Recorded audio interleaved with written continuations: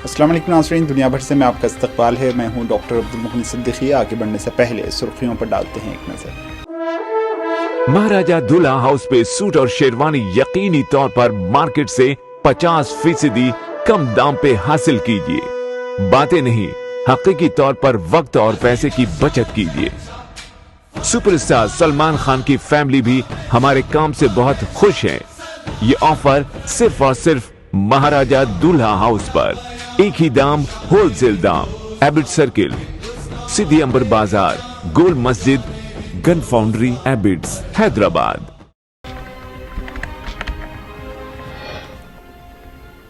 तुल अबीब में मूसाद हेडक्वार्टर के करीब गाड़ी की टक्कर से 5 इस्राइली फौजी हलाक, दर्जनों जख्मी।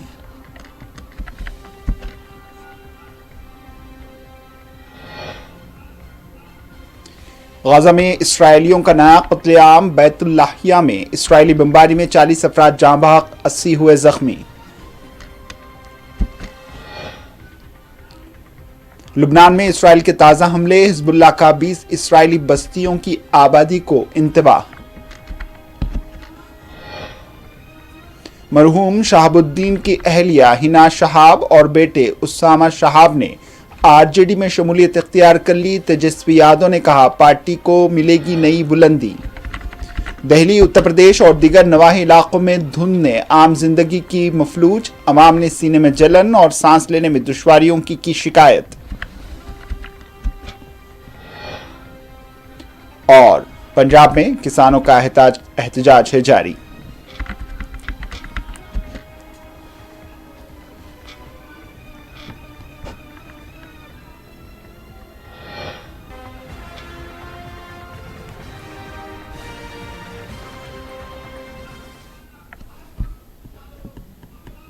सुर्खियां आपने देखी, अब पेश है खबरों की तफसील। इसराइल की दारुल हुकूमत तुल अबीब में मूसाद के हेडक्वार्टर के करीब रन ओवर वाक़े में कम से कम 5 इसराइली फौजी हलाक और दर्जनों जख्मी हो गए। एक रिपोर्ट के मुताबिक तुल अबीब के शुमाल में मूसाद के हेडक्वार्टर के करीब एक ट्रक ने बस स्टेशन पर मौजूद लोगों को कुचल दिया, जिसके नतीजे में 20 फौजियों समेत 50 अफराद जख्मी हो गए। मजीद कहा गया है कि इस्राएली पुलिस ने ट्रक ड्राइवर को गोली मारकर हलाक कर दिया। मीडिया में कहा गया है कि तुल अबीब के शुमाल में वाक़े गैलूत बेस के करीब एक गाड़ी की टक्कर से कम 5 अफराद मारे गए। इस्राएली पुलिस ने कहा है कि वो गैलूत बेस के करीब घुसने वाले शख्स और हमला के हवाले से तहकीकात कर रही है। हमलावर मशरक़ी यरूशलेम से बताया गया था। इब्तदाई तहकीकात से शुबा होता है कि यह वाक़या यहूदी दुश्मनी का शाखसाना था। इसराइली चैनल 13 ने इतवार को इत्तला दी कि तुल अबीब के शुमाल में एक बस स्टेशन के साथ ट्रक के तसादुम के नतीजे में कई अफराद जख्मी हो गए और 5 इसराइली फौजी मौके पर ही मारे गए।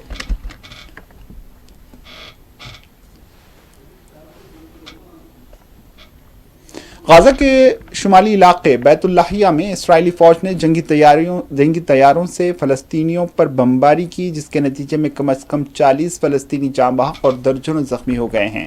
तिबी ज़राए ने इतवार को इत्तला दी कि शुमाली गाजा में बैतुल्लाहिया पर इसराइली बमबारी में 40 फ़लस्तीनी शहीद हो गए और 80 से ज़्यादा ज़ख्मी हो गए। फ़लस्तीनी खबर रसा एजेंसी वफ़ा ने ज़राए के हवाले से बताया है कि गुज़िश्ता रात शुमाली गाजा की पट्टी में बैतुल्लाहिया के एक रिहायशी इलाके पर इसराइली बमबारी से मरने वालों की तादाद 40 हो गई, जिनमें बच्चे और ख़वातीन भी शामिल हैं और 80 ज़ख्मी हुए हैं। ज़राए ने मज़ीद कहा कि शुमाली गाजा की पट्टी पर इसराइली फ़ौज के मुहासरे के आगाज़ से अब तक मरने वालों की तादाद तकरीबन 1000 तक पहुँच गई। इसराइल ने गुज़िश्ता 3 हफ्तों के दौरान शुमाली गाजा की पट्टी पर एक बड़े फ़िज़ाई और ज़मीनी ऑपरेशन का आगाज़ किया है।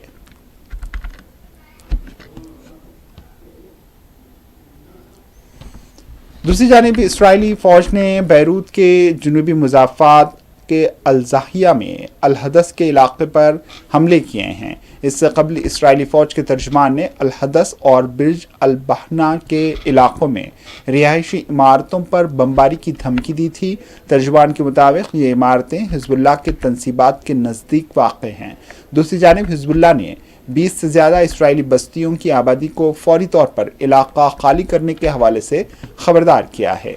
तंजीम ने बताया है कि इन बस्तियों के इस्राएली फौजी अड्डों में तब्दील होने के बाद ये हमलों के लिए जायज़ हदफ बन चुके हैं। इस्राएली फौज ने जनूबी लुबनान में कई कस्बों और देहात पर फ़िज़ाई हमलों का सिलसिला जारी रखा है। उधर अल-बक़ा में इस्राएली तैयारों ने अल-हरमल के इलाके में मुख्तलिफ मकामात पर बमबारी की। फ़लस्तीन में अल अरेबिया के नुमाइंदे के मुताबिक जनूबी लुबनान में शुमाली इसराइल में वाक़ बस्ती करियात शमूना पर रॉकेट दागे गए हैं।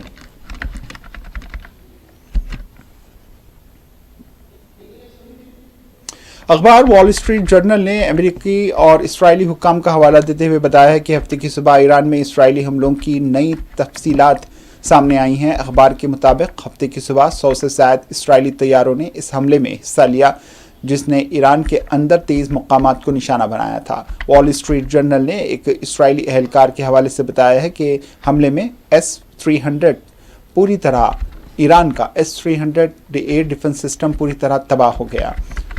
काबिल जिक्र है कि रूस ने ईरान को यह सिस्टम 2016 में S-400 के मुताबिक सप्लाई किया था। ईरान ने इसराइली हमलों की तफसीलात और इनका मुकाबला करने के तरीक़े के बारे में खामोशी इख्तियार की है। मुसल्लह अफ़वाज के जनरल स्टाफ ने महज ये कहा है कि इसराइली तैयारी ने इलाम और खुज़स्तान अहवास के सूबों में कुछ सरहदी राडारों की तरफ कई मिसाइल दागे थे।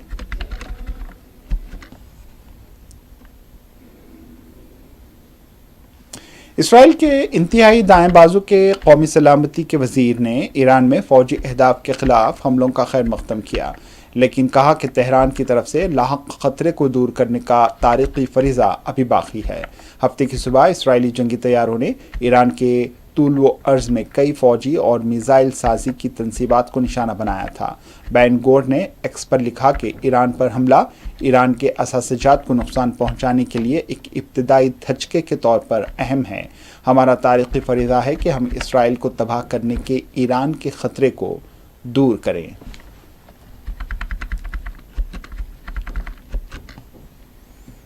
और अब बढ़ते हैं कौमी खबरों की जानिब। मरकज़ी वज़ीर दाखिला अमित शाह ने मगरबी बंगाल में भारत बांग्लादेश सरहद पर पेट्रोपोल के लैंड पोर्ट पर नौ तामीर शुदा मुसाफिर टर्मिनल बिल्डिंग और मैत्री द्वार नामी कार्गो गेट का इफ्तिताह किया। मुसाफिर टर्मिनल का मकसद भारत और बांग्लादेश दोनों के शहरियों के लिए बैनुल अक़वामी तिजारत और क्रॉसिंग की सहूलत फराहम करना है। ये इलाक़ाई बुनियादी ढांचे में नुमायाँ इजाफा करेगा, जिसमें रोज़ाना 20,000 मुसाफिरों को संभलने की सलाहियत होगी और इमिग्रेशन, कस्टम्स और सिक्योरिटी खदमात को एक ही छत के नीचे रखा जाएगा। मैत्री द्वार कार्गो गेट एक मुश्तरका सहूलत है जिस पर दोनों ममालिक ने इत्तफाक किया है। शाह ने पिछले साल 9 मई को इस प्रोजेक्ट का संग बुनियाद रखा था।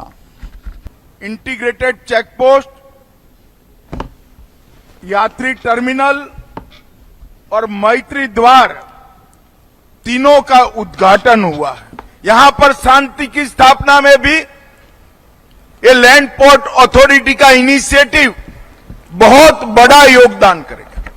जब कानूनी आवाजाही की व्यवस्था न हो तब आवाजाही अवैध रूप से होती है, और जब अवैध रूप से आवाजाही के रास्ते खुलते हैं वो बंगाल की, भारत की शांति को बहुत क्षति पहुंचाते हैं। मैं आज बंगाल की जनता को कहकर जाता हूं, 26 में परिवर्तन कर दीजिए, इस घुसपैठ को हम पूर्णतया रोक कर दम लेने वाले हैं। और शांति बंगाल में तभी हो सकती है जब एक घुसपैठ रुक जाए। पार्टनरशिप भी इससे बढ़ेगी। बांग्लादेश और भारत। वज़ीर-ए-आज़म नरेंद्र मोदी ने जब अपने रेडियो प्रोग्राम मन की बात में डिजिटल गिरफ्तारियों के बारे में बात की तो कांग्रेस लीडर पवन खेड़ा ने कहा है कि हुकूमत और हम सबको इस बात पर तवज्जो देनी चाहिए कि किस तरह के धोखे हो रहे हैं। इन्होंने कहा है कि ताकि आम लोग जो बिल्कुल बेगुनाह हैं वो इनका शिकार ना हों। आम लोग जो बिल्कुल इनोसेंट हैं वो इसके शिकार ना हो जाएं। अक्सर कई ऐसी रिपोर्ट्स आ रही हैं कि लोगों को फ्रॉड कॉल्स आते हैं, फेक कॉल्स आते हैं और वो हार्ट अटैक तक हुआ है, लोगों को झांसे में आ जाते हैं। आरजेडी के साबिक रुकन पार्लिमान मोहम्मद शहाबुद्दीन की अहलिया हिना शहाब और बेटे उसामा शहाब इतवार को राष्ट्रीय जनता दल आरजेडी में शामिल हो गए। बिहार की सियासत में ये एक अहम पेशरफ समझी जा रही है क्योंकि शहाबुद्दीन का नाम आरजेडी के बाअसर रहनुमाओं में शामिल होता रहा है। दरे असना वो आरजेडी सरबराह लालू यादव और लीडर तेजस्वी यादव की मौजूदगी में पार्टी में शमूलियत इख्तियार कर गई हैं। तेजस्वी यादव ने भरोसा जाहिर किया है कि इस पेशरफ से सिवान और पूरे बिहार में आरजेडी को तक़वियत मिलेगी और लोगों में पार्टी के सेकुलर नज़रिए को फ़रोग़ देने में मदद भी मिलेगी। इन्होंने कहा है कि आज आरजेडी सरबराह लालू यादव की मौजूदगी में हमारे मजबूत लीडर हिना साहब दोबारा पार्टी में शामिल हो गई हैं। शहाबुद्दीन जी की धर्मपत्नी हैं और शहाबुद्दीन जी पार्टी के फाउंडर मेंबर तक रहे, लंबे अरसे तक विधायक सांसद रहे, पार्टी के बड़े नेता रहे और आज पुनः हिना साहब जी और उनके पुत्र भाई उसामा ने पार्टी सदस्यता ग्रहण किया है और राष्ट्रीय अध्यक्ष जी ने खुद अपने नेतृत्व में दोनों लोगों को सदस्यता दिलाई गई है। साथ ही सैकड़ों हजारों की संख्या में जो शहाबुद्दीन जी के उसामा भाई के हिना साहब के समर्थक रहे, उन सब ने भी जो है आज पार्टी की सदस्यता ली है। बड़ी खुशी की बात और मेरा विश्वास है कि इससे सिवान के साथ साथ पूरे बिहार में जो है पार्टी को मजबूती मिलेगी और जो हम लोगों की विचारधारा है धर्मनिरपेक्षता, सामाजिक न्याय, उस विचारधारा को मानते हुए हम सब लोग जो हैं इस विचारधारा को जन जन तक पहुंचाने का काम करेंगे। जिस हिसाब से फिरकाप्रस्त शक्तियां नीतीश जी के राज में आरएसएस बीजेपी को फलने फूलने दिया गया हो, जहां केवल अभी नफरत की बात की जा रही हो, उस दौर में बेहद जरूरी है कि हम सब लोग एकजुट होकर के सांप्रदायिक शक्तियों का सामना करें। बॉर्डर सिक्योरिटी फोर्स दुनिया की सबसे बड़ी सरहदी मुहाफिज फोर्स है। ये बीएसएफ जवानों की पासिंग आउट परेड है जिसमें तरबियत हासिल करने वाला हर फौजी हिस्सा लेता है। इस मौके पर वो मुल्क की खिदमत का हल्फ लेते हैं और यकीन दिलाते हैं कि वो मुल्क की सलामती के लिए अपनी जान देने से पीछे नहीं हटेंगे। जम्मू कश्मीर के लेफ्टिनेंट गवर्नर मनोज सिन्हा भी इस मौके पर मेहमान खुसूसी के तौर पर मौजूद थे। इन्होंने परेड का मुआयना किया और तरबियत हासिल करने वालों की खुद एतमादी, महारत और हम आहंगी के मुजाहरों को सराहा है। उसके सबसे गौरवशाली सेंट्रल आर्म फोर्सेस में से एक है और इसे दुनिया की सबसे बड़ी बॉर्डर गार्डिंग फोर्स का सम्मान भी हासिल है। सीमा की सुरक्षा में सेना के पश्चात बॉर्डर सिक्योरिटी फोर्स दूसरी ऐसी शक्ति है जो जल, थल और नभ में अपनी शूरवीरता से भारत की एकता, अखंडता और संप्रभुता की रक्षा कर रही है। भारत पाकिस्तान और भारत बांग्लादेश सीमा पर फर्स्ट लाइन ऑफ डिफेंस के रूप में बॉर्डर सिक्योरिटी फोर्स ने अपनी स्थापना के पश्चात अनेक मौकों पर दुश्मनों की नापाक साजिशों को सदैव विफल किया है। दिल्ली में बढ़ती हुई फिजाई आलूदगी की वजह से जहां आसमान धुंधला पड़ रहा है, वहीं लोगों को इससे जुड़े मसाइल का सामना है। इंडिया गेट और इसके आसपास के मकामात पर इसकी एक तस्वीर देखी जा रही है। बहुत से लोग सांस के मसाइल, थकावट और मजमूई सेहत में कमी की शिकायत कर रहे हैं। ये कौमी विरसा फिजाई आलूदगी की वजह से धुंध में लिपटा हुआ भी नजर आता है। यहाँ के मुकामी साइकिल सवार फिजाई आलूदगी की शिकायत कर रहे हैं। ये मसाइल उस वक्त बदतर हो जाते हैं जब आलूदगी की सतह महफूज हुदूद से तजावुज़ कर जाती है। एयर पोल्यूशन की जो स्थिति आप देख रहे हैं दिल्ली में बढ़ती जा रही है, जिसकी वजह से जैसे हम लोग जो राइडर्स हैं इनको काफ़ी दिक्कत का सामना करना पड़ता है। जैसे कि ठीक से साइकिल नहीं चलती, सांस लेने में दिक्कत होती है, प्लस जो है थकावट बहुत जल्दी हो जाती है इस चक्कर में। तो हमको अपनी प्रिकॉशन जैसे बंडाना वगैरह पहन के तो चलते हैं, बट इससे भी कोई इतनी ज़्यादा फ़र्क पड़ता नहीं, क्योंकि पोल्यूशन इतना ज़्यादा बढ़ता जा रहा है कि उसका डे बाय डे इफेक्ट जो है बहुत ज़्यादा पड़ता जा रहा है। पॉल्यूशन की वजह से मुल्क की राजधानी दिल्ली और एनसीआर के साथ साथ आगरा में भी आलूदगी की वजह से हालात बेकाबू होते जा रहे हैं। ऐसे में मोहब्बत की अलामत ताजमहल भी धुंध से ढका हुआ है। दरअसल इन दिनों स्मॉग ने इस पर आलूदगी की ऐसी चादर डाल दी है कि ताजमहल किले से ठीक नजर नहीं आता। सफ़ेद संगमरमर से बने ताजमहल की चमक ऐसी है कि ताजमहल 3 किलोमीटर दूर से भी वाज़े नजर आता था, लेकिन दिवाली से पहले ही आलूदगी की खतरनाक सतह ने ताजमहल के चारों तरफ स्मोक फैला दिया है। ऐसे में ताजमहल को दूर से भी देखना इंतहाई मुश्किल दिखाई देता है। उत्तर प्रदेश में आलूदगी की सतह मुसलसल बढ़ रही है। दिवाली के त्यौहार से पहले ही आलूदगी की सतह इंतहाई मुहल्लिक सूरत हाल तक पहुंच चुकी है। अलीगढ़ शहर और आसपास के इलाके गुज़िश्ता कई दिनों से स्मोक की लपेट में हैं, जिसकी वजह से लोगों को काफ़ी मुश्किलात का सामना है।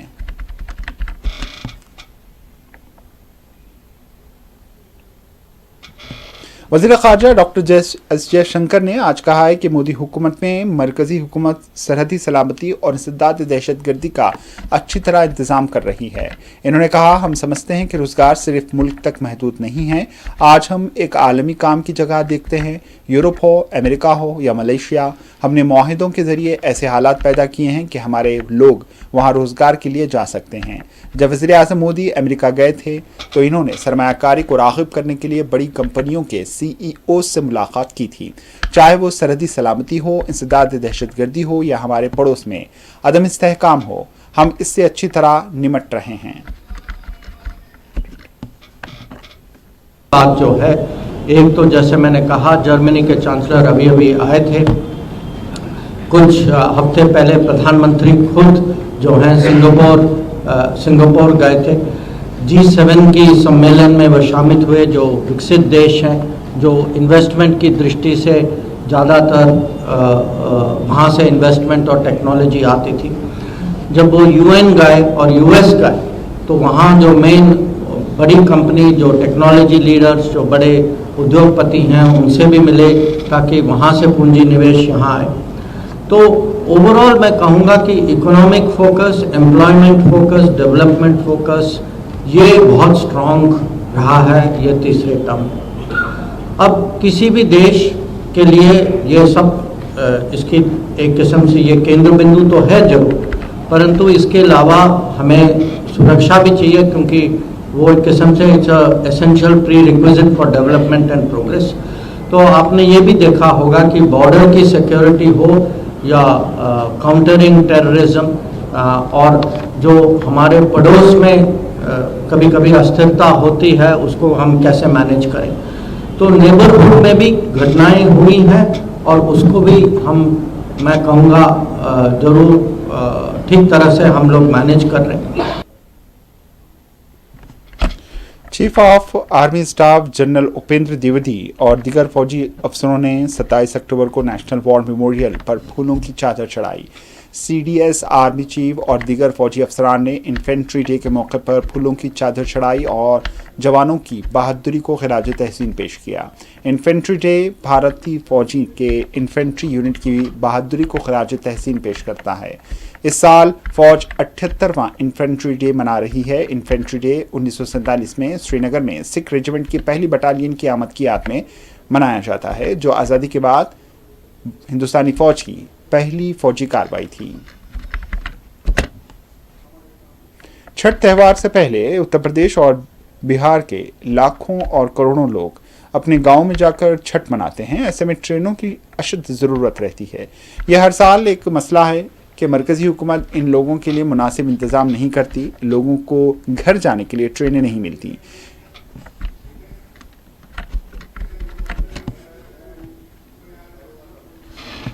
दिवाली और छठ पूजा के लिए मुल्क भर से लोग अपने घरों का रुख कर रहे हैं। कुछ लोगों ने महीनों पहले ही रिजर्वेशन करवाया था, जबकि कुछ किसी तरह बगैर टिकट के अपने घरों तक पहुंचने की कोशिश कर रहे हैं। दरअसल महाराष्ट्र के मुंबई के बांद्रा रेलवे स्टेशन पर भगदड़ मच गई। भगदड़ में 9 मुसाफिर जख्मी हो गए।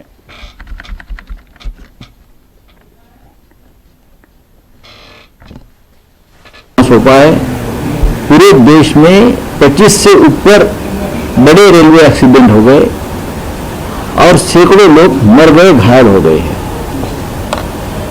मुंबई जैसे शहर में, जिसे हम मुंबई सबर्ब रेलवे गए थे, उपनगरीय रेलवे गए थे। सबसे ज़्यादा जो यात्री है मुंबई में दर दिन प्रवास करते हैं। अब देखिए क्या हालत है, बुलेट ट्रेन की बात करते हो, मेट्रो की बात करते हो, हाई स्पीड ट्रेन की बात करते हो। हाँ, गडकरी साहब हमारे जो है गडकरी साहब नितिन गडकरी हवा में बस चलाने की बात करते हैं, लेकिन जमीन की हकीकत क्या है आपने देखा होगा। आज बांद्रा में क्या हो गया, आज संडे रविवार का दिन है, फिर भी यात्री जिस तरह से भीड़ में घायल हो गए हैं। और अब करते हैं पंजाब का रुख। पंजाब में किसान एक बार फिर सड़कों पर निकल आए हैं। रियासती हुकूमत के खिलाफ एहतजाज कल से शुरू हुआ था, जब किसानों ने धान की बरवक्त खरीदारी समेत मुख्तलिफ मुतालबात को लेकर सड़कें बंद कर दी थी।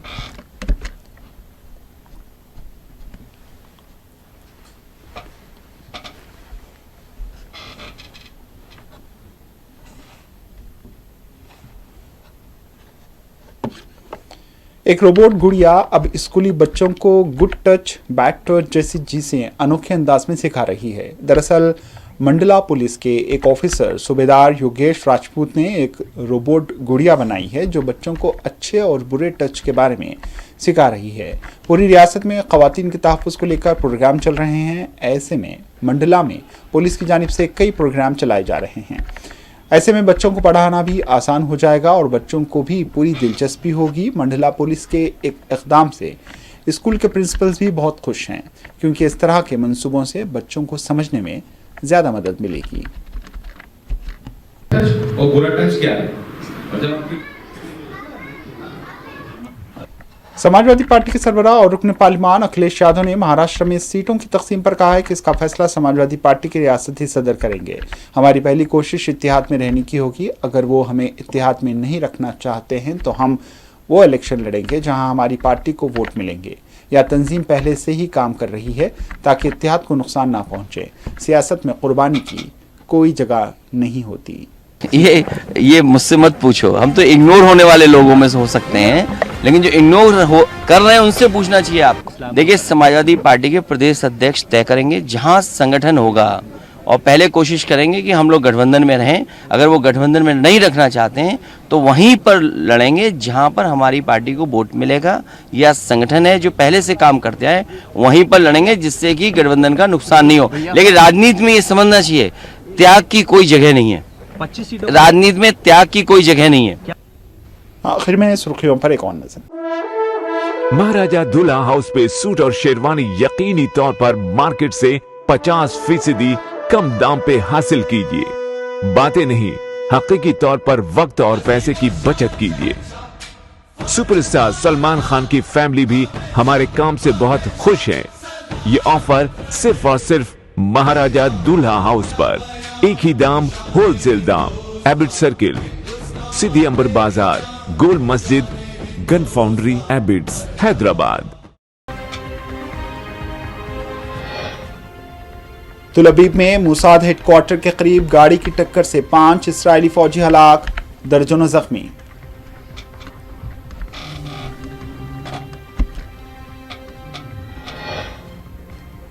गाजा में फलस्तीनियों का नया कत्लेआम। बैतुल्लाहिया में इस्राएली बमबारी में 40 अफराद जाँ बहक, 80 जख्मी।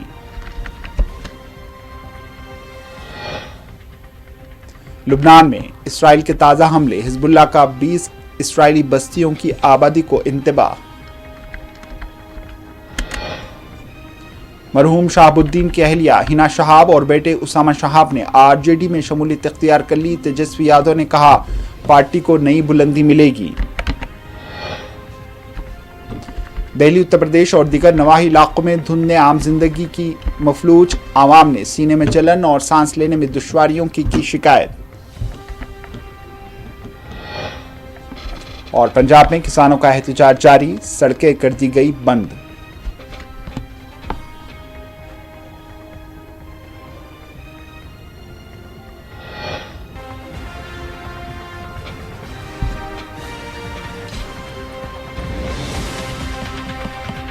इसी के साथ दुनिया भर से इख्तिताम को पहुंची। दीजिए इजाजत। अल्लाह।